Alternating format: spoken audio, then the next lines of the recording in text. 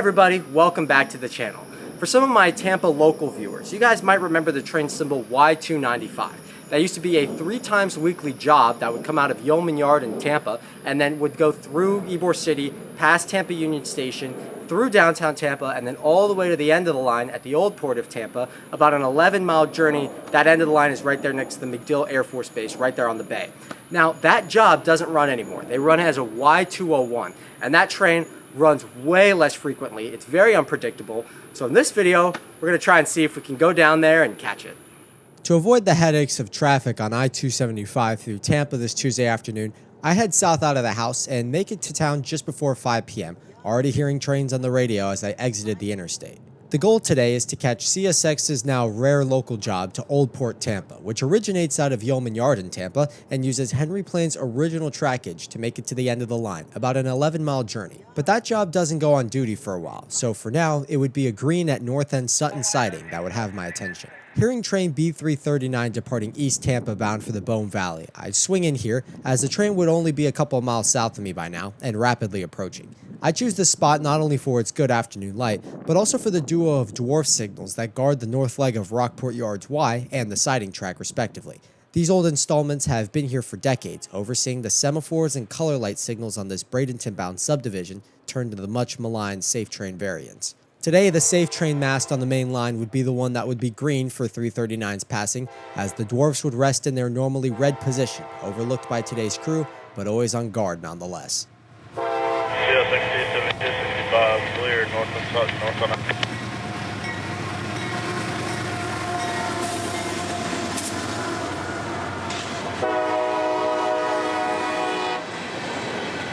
This is that B339, starting their day with an empty shuttle of open wet rock hoppers, returning to Ag Rock and Mosaic's Four Corners mine for another load. The crew begins their shift in Yeoman, where the power is readied and then boarded to take down to East Tampa and Mosaic's facilities on the Alafaya River across from Gibsonton.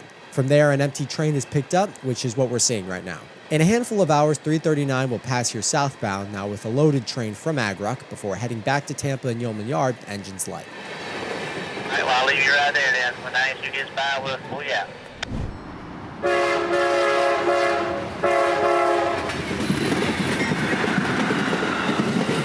15 minutes later, I'd be pulling off Broadway Avenue, now on the east side of Yeoman in Tampa, at the 301 pass as Amtrak 92, the Floridian, rolls into town. A pair of Phase 7 painted Amtrak engines would provide power for today's northbound service, whose passing would allow evening intermodal I-044 to get signals to depart from Tampa with high greens to Lakeland. I'd move up the line about a half mile, where I could make the best of this unfavorable sun angle as the A-line bends east on its way out from town following Broadway Avenue into Seffner. This is 301 Pass, a short non-signaled siding that breaks out of the A-line, which a couple of spur tracks to local industries that branch out of it too. No meets occur here, but when a local job is switching these customers on certain evenings, it does give them more track to work with and keeps the main line clear.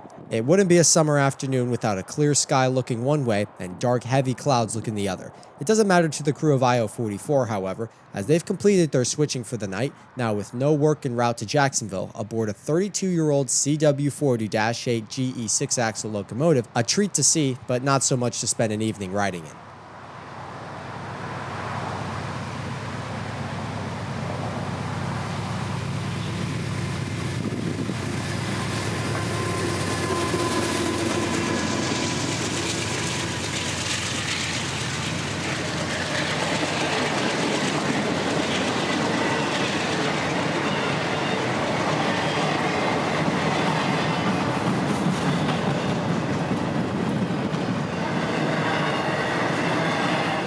I-044 would be fairly long tonight, with a sprinkling of empty well cars among the loads and a large cut of World Direct shipping containers on the bottom end.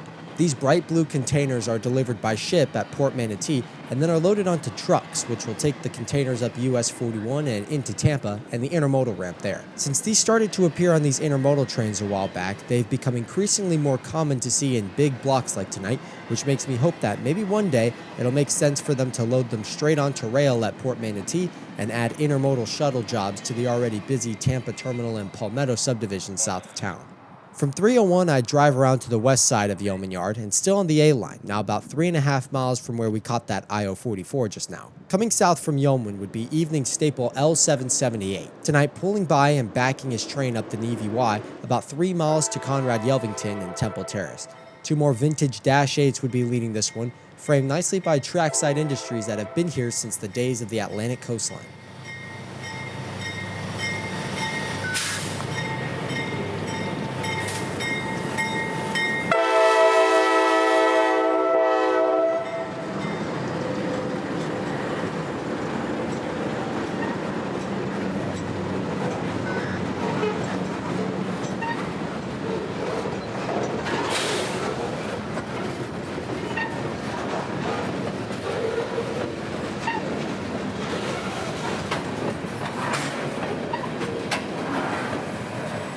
As 778 passed, I'd be listening on the scanner as our train of the night, Y201, would call the Yeoman Yardmaster, telling them that they were heading out towards the A-line, which is their usual route, but also the route to downtown. So even before I'd know for sure what they were going to do tonight, I'd hop on the Selman Expressway and into downtown Tampa, as they call the JF dispatcher and say exactly what I wanted to hear. 20110, want to come off the new connection, go downtown.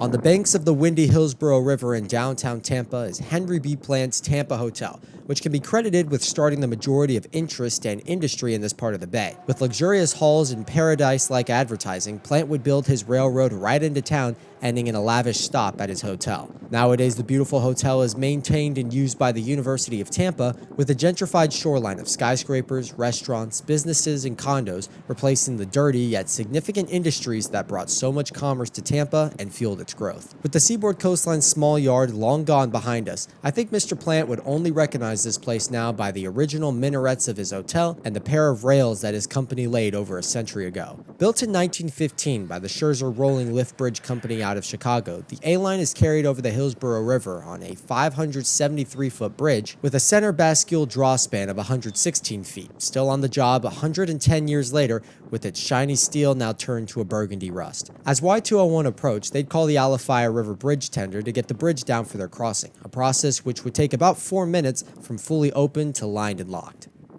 Alafia, need that Hillsborough River when you can, Copy, looking north, line, last standby.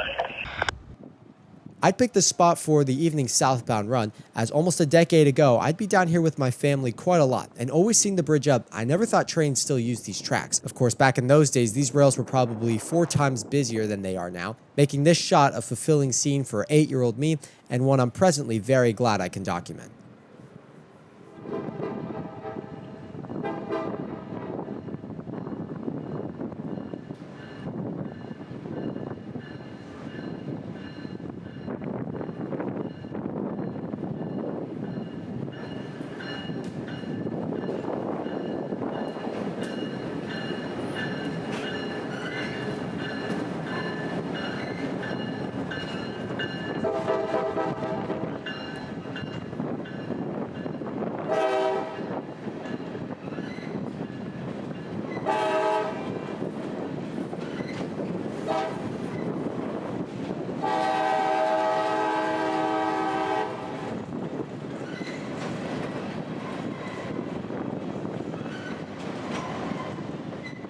As busy and crowded as some of the roads can be at this time in downtown, chasing this line is actually easier than you may expect, as for about 2 decades now, the line south of Tampa Union Station is considered accepted track, 10 miles an hour for a total of 9 miles, milepost A882 to the Old Port at the A891. I'd hop on the Selman Expressway and effortlessly get ahead of the train, exiting at Gandy Road, where signs of the times will quickly greet you.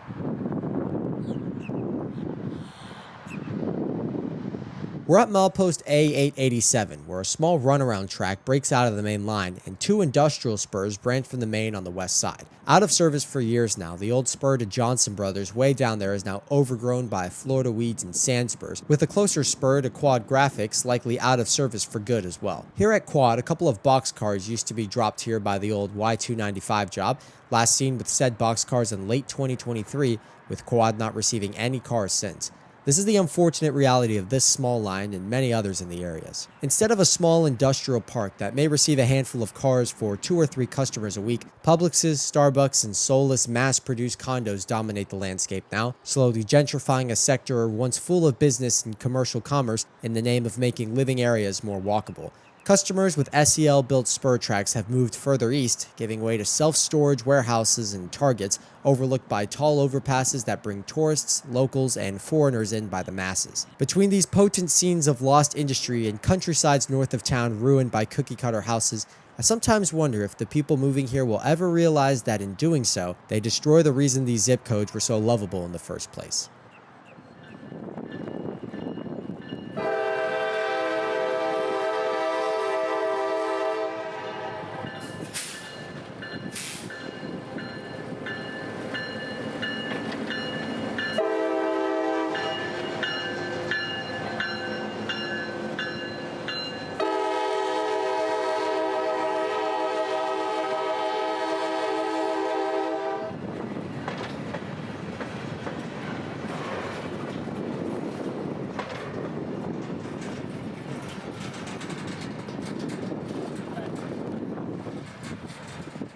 From Gandy, I'd take West Shore South, which loosely parallels the tracks all the way to the port and my next spot. Milepost A889.7 is the final road crossing on Henry Plan's railroad to Tampa and to its port. Along this 85-pound rail, probably laid by the Atlantic coastline in the 50s or 60s, huge phosphate trains used to run before the construction and opening of Rockport Yard to the east. Locals serving the sulfur and grain mills in downtown Tampa would end up here, with yard jobs destined for the West Tampa lead up Rome Avenue and Rattlesnake Point, bringing cars down to the yard and facilities here many times a day. Now a distant headlight is all the reminder one can get of this once bustling port, presently overshadowed by more uninspiring townhomes and parking lots for tenants' luxury cars. Right at sundown, Y201 would arrive, slowing to a stop here at the switch, which would be thrown for the main in order to run to the end of the line instead of the outbound yard.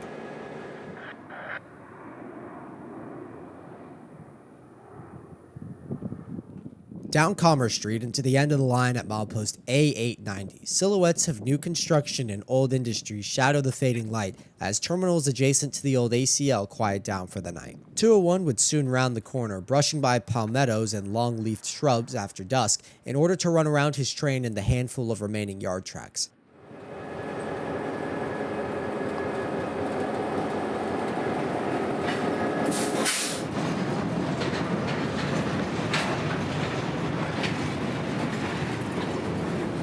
The crew would start by pulling by the switch here and then walking the train into the receiving yard, where a switcher from the port's private shops will come and pick up the inbounds. These look to be loads, likely soybean, and may be transloaded to truck for local delivery or shipped for international trade. Either way, this is the one and only customer left on this line, its sole existence keeping these rails and the port job alive.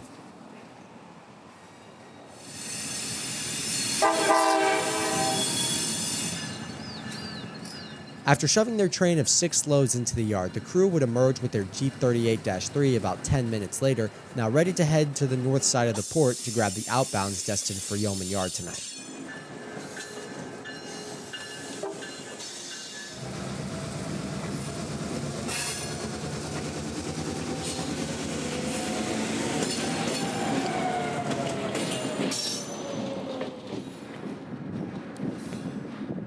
I'd wait for them at the north end of the port's yard limits as the train soon emerged with 3 empties bound for Tampa.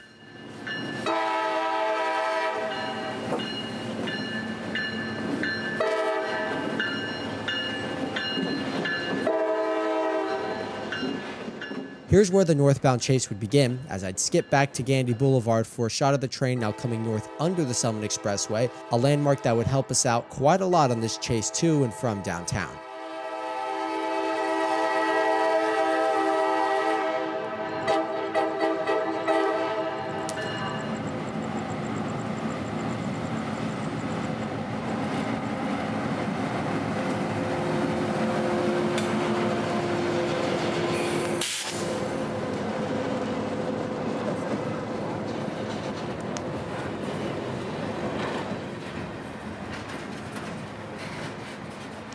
Next up would be the crossing to Bay Boulevard, a road that does exactly what it was named to do, crossing the A-line in the process, as 201 stirs up the dust amidst the nightlife here in Bayshore Gardens.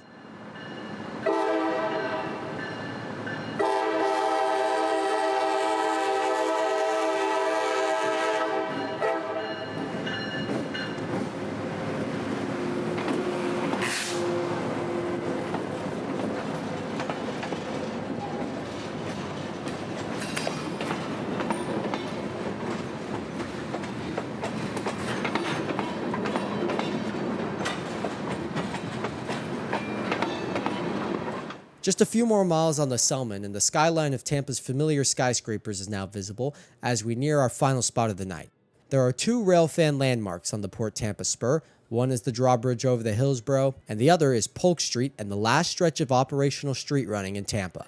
I knew the light here at night would be pretty good, and with most of the evening traffic now gone with the sunset, we'd wait out 201 for a few minutes in the calm and now quieted downtown.